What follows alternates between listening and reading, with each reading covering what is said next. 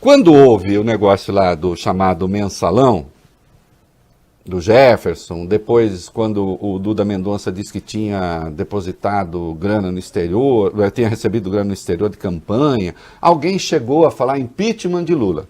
A economia crescia, o senhor tinha uma popularidade altíssima, tanto é que em 2006 o senhor se reelegeu com folga, não é?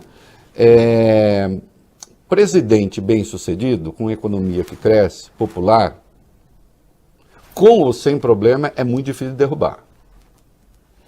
Agora, quando o PIB tem uma retração de 3,5%, os juros vão para 14%, a inflação chega a 11%, como aconteceu no governo Dilma, no segundo governo Dilma, tem alguma coisa muito errada no modelo. Desandou. O senhor fale se quiser. Eu até tenho informações que o senhor tentou atuar nos bastidores para consertar. Mas bateu no paredão, né? Aí é com o senhor falar ou não. O impeachment tem duas bases, né? Uma é a questão jurídica, pode se discutir ou não a pedalada. Por exemplo, o Bolsonaro já cometeu 28 crimes de responsabilidade, não foi um, né? Mas também tem as condições políticas e a questão econômica.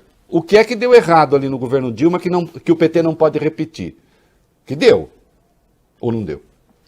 Primeiro, Reinaldo, deixa...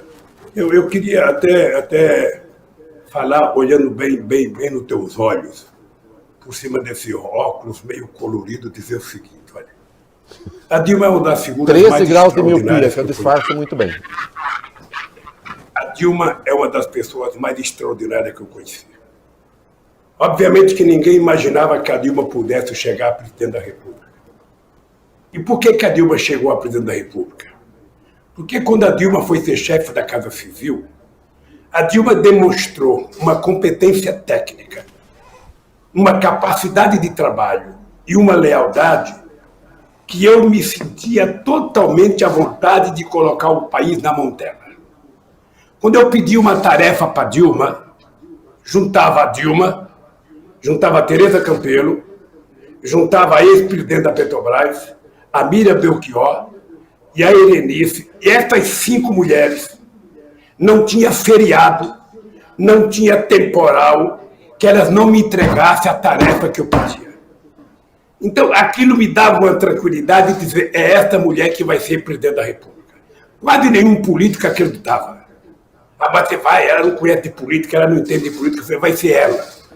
E veja interessante, em 2012, a Dilma tinha 77% de aprovação no governo dela. Ela tinha mais do que eu tinha com o mesmo período.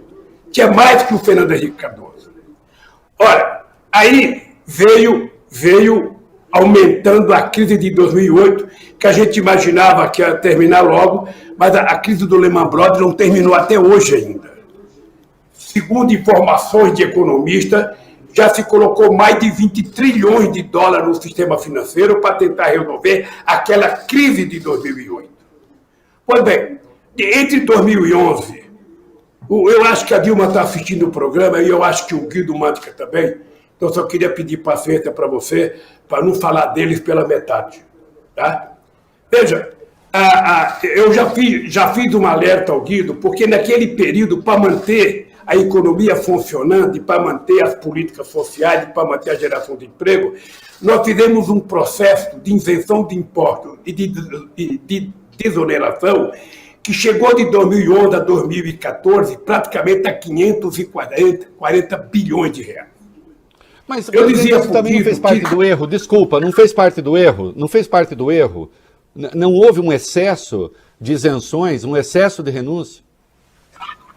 Eu não vou deixar a pergunta ter resposta não, querido, eu só estou querendo dizer que houve um exagero no processo de desoneração. Mas é também importante a gente lembrar que em dezembro de 2014, veja, o nosso desemprego estava 4,3%. Você sabe o que significa 4,3%, Reinaldo? Significa Suécia. Significa Alemanha. É praticamente pleno emprego. Hoje nós estamos a 14%. a economia não cresce, o PIB não cresce e o salário não aumenta. Então, Mas, o que presidente, aconteceu? quando a Dilma caiu, estava acima de 11. A Dilma percebeu o equívoco. A Dilma percebeu o equívoco e parece que em março de 2015, a Dilma mandou uma medida provisória para corrigir algumas distorções e foi devolvida a medida provisória. Porque uma coisa que você tem que aprender, você que é um esperto em política, você que é um ex-trotskista, e todo trotskista é muito competente na política, você tem que saber o seguinte: diferentemente do Fernando Henrique Cardoso, que estava na situação da Dilma, e o Temer foi eleito presidente da Câmara, e o Temer colocava as coisas que o Fernando Henrique Cardoso mandava para votar, para ajudar o governo, a Dilma teve Eduardo Cunha, que cada coisa que a Dilma mandava, ele colocava uma bomba relógio junto. Ou seja, ele trabalhou o tempo inteiro para não permitir que a Dilma conseguisse aprovar as coisas que ela queria, Reinaldo. E aí houve um desajuste. Tá? E a Dilma não conseguiu recuperar a economia, não conseguiu, sabe? Teve um equívoco na questão do combustível, do preço do etanol e da gasolina, não discuti muito isso com a Dilma, sabe? Mas, de qualquer forma, não era isso que poderia derrubar a Dilma. O que derrubou a Dilma foi uma mentira escandalosa da pedalada. Porque se pedalada derrubasse o governo, sabe, não tinha governo que durasse um mandato inteiro no Brasil. Eu fiz pedalada... Não, eu concordo com o senhor que não... Olha, só para deixar claro, presidente, eu não acho, eu acho que realmente... Eu acho que aquilo foi uma pedalada, mas outros também fizeram. É verdade. A pedalada foi só uma base jurídica tênue ali. O que derrubou mesmo foi essa situação econômica que estava ruim, mais a Lava Jato. Foi isso. Foi a questão política. Mas o impeachment também é político, né? O que derrubou mesmo, sabe o que era?